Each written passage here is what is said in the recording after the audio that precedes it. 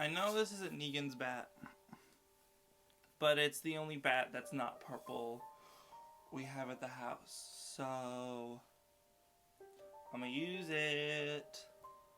Welcome back to the Coalition of Friends YouTube channel. My name is Garrett, and today we're gonna talk about The Walking Dead Season 10, Episode 6. Oh boy. No jacket. It's cold outside, but it is too hot inside the house for a jacket.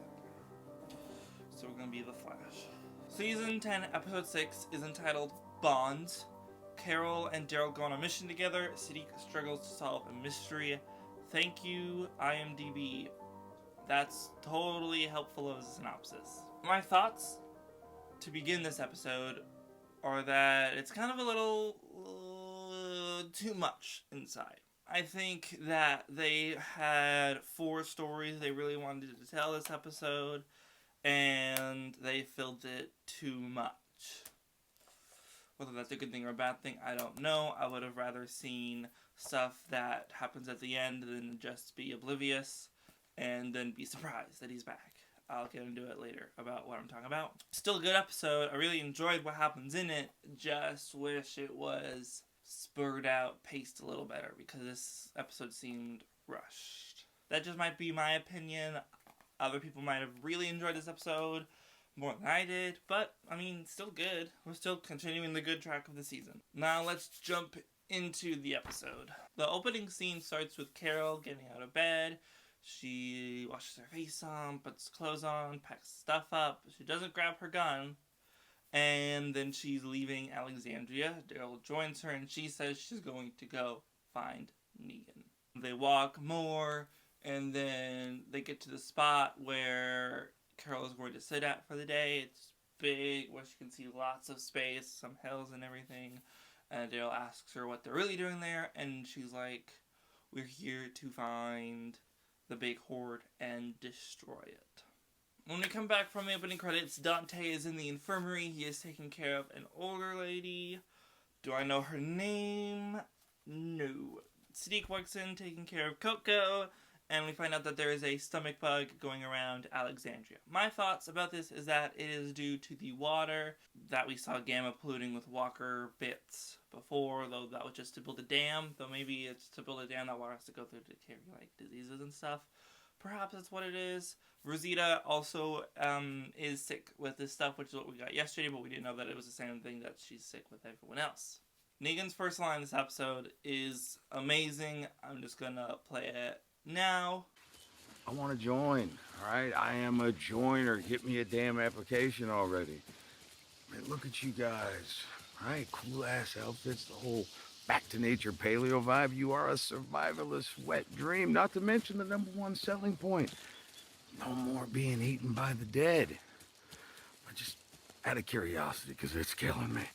What do you got going on down low? Are you flying around commando style, or you got like Walker long johns with the... I could not believe the amount of craziness he said. I feel like Jeffrey Dean Morgan had so many takes of this one line where they had to keep going back because they're also walking with it. Unless this is him fully just improvising, which if so, amazing. Like, amazing. We go back to Hilltop, and Eugene is our story in Hilltop today. We get to stay in one room in Hilltop for the entire episode, so that's fun. And Eugene has upgraded the radio system inside Hilltop. He and Rosita have a conversation over them, and the important thing to draw for this is that they are going to have another conversation later that afternoon. Next, we get a big chunk of a scene with Daryl and Carol, the beginning of which shows them playing a game with acorns, throwing it out of the can, and this is where I believe it's unscripted. Their reactions going to it, and then they're just playing with each other. You mean like the actors are just playing with their lines and everything, and I really enjoyed that. Carol asks Daryl what's going on with Connie, and Daryl replies, what do you mean? And then she's like, I see things. And he's like, no, it's not like that. And Carol's like, why? And then Daryl says it doesn't matter. And Carol's like, it doesn't matter. We cut back to the Whisperer camp, and Alpha is telling Beta to test Negan. We see Beta kneel in front of Alpha, which is foreshadowing what Negan will do later. And Beta takes Negan away. He gives this fantastic line. How long have you and the boss lady been together? Is this like a Beta with benefit situation? You slide her little Omega on the side? I thought it was just so funny. Like, I had to pause it, laugh, write it down, laugh more because it's just so outrageously funny. Sadiq comes back to the house that him and Rosita have, and he finds Rosita on the couch. She is worse, and they decide to go to the infirmary. Which then, at the same time, is when Eugene starts calling Alexandria and nobody picks up. So he starts calling out randomly on other signals. My thoughts for this are that he has been pushed away by anyone he really wants to have a connection with. Rosita pushed him away, telling him it would never happen. That even trying to have a friend connection at the beginning of the episode with Jerry's wife does not happen. She just runs away to go take care of the kids. And he is just desperate to find that human connection.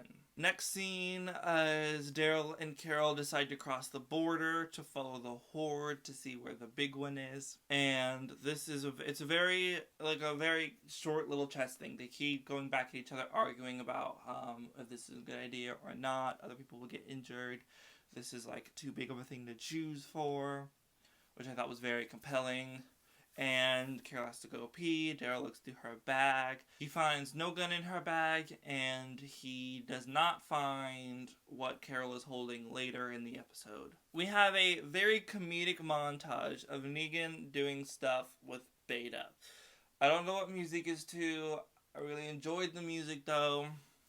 And Negan is just getting one-upped by Beta, and every occurrence that they can be doing stuff at the same time, Beta is able to carry 2 walker bodies, where Negan is struggling just with the first. And at the end, Negan has to kill a boar, which he stabs it really quickly, and they put it in the ground, cook it, cover it back up with the dirt that Negan has been digging a hole for, and then that montage is over. I thought it was a really weird thing to put in the middle of where dramatic things are happening on either sides of it. It was really weird, and that's what I mean by the pacing. It's wonky, this episode.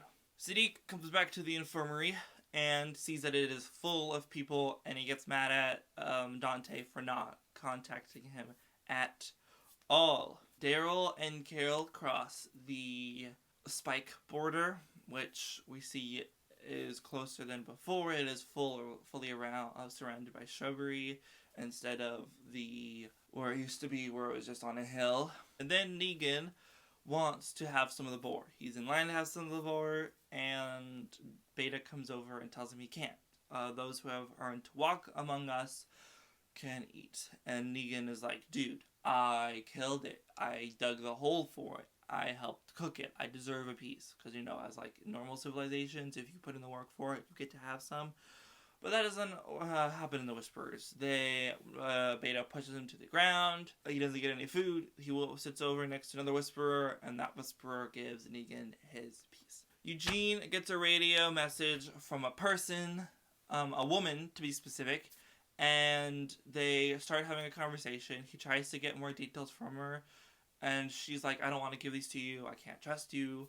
And then he goes into where he came from. She says that she was from Strasburg, Pennsylvania, and then they connect because he has visited Strasburg before when he was a kid in 1995. Unless that's his early 20s. I don't know how old Eugene is. So then Carol and Daryl are walking through the woods. They are following the walkers, and they are hiding. Daryl behind a tree, Carol behind bushes that have sticks, big sticks with them. Carol wants to go follow them more, and Daryl's saying to go back. Carol steps on a stick, and then that attracts the walker's attention, which walks towards them. This was the craziest thing to happen this episode. We don't get a walker kill necessarily, by Daryl. What he does is there is a walker that comes up to him, and he grabs it, breaks its neck, to where I don't think the walker can go like this and then bite him because his arm is like this around the walker to keep it there. He cuts its belly open and takes out the guts and puts them all over his face and like this region because the rest of the walker is in front of him there. And then there's this crazy, insane shot that might be my favorite of the season so far. Is the camera is moving with the walkers, and then it goes past where Daryl is, and then it just stays there. And we see the walkers past Daryl holding the walker covered in guts.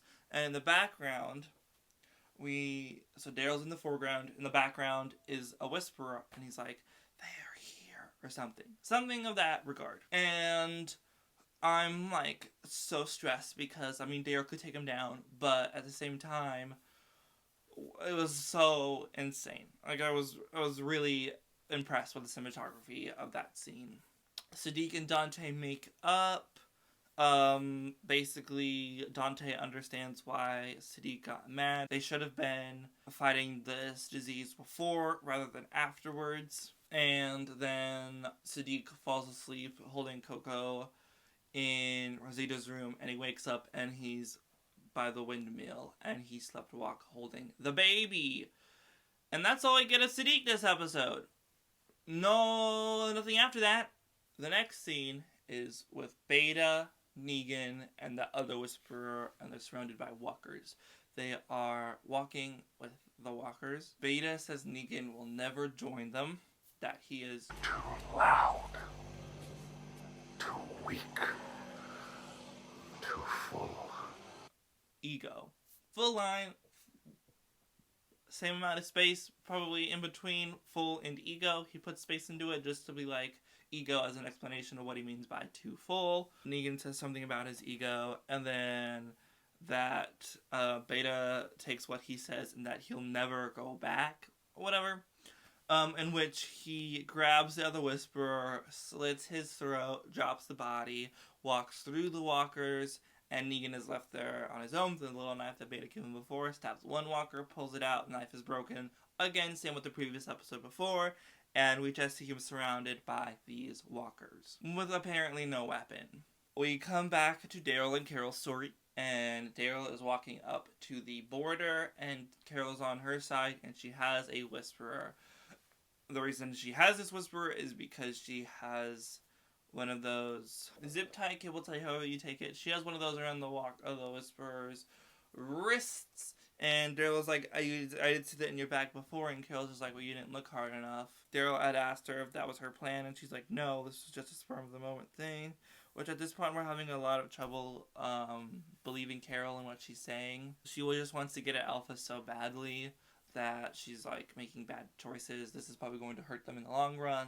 Alpha's going to realize they lost a Whisperer, even though it could have just been that he got taken over by a walker. Eugene wants to keep talking with this woman. She is getting scared about making this too personal, and they're getting too close. He tells the woman his full name, and because of that, they have this minimal trust to where they could both be bad people or bad communities, villains of the sort, and that they want to keep it between them.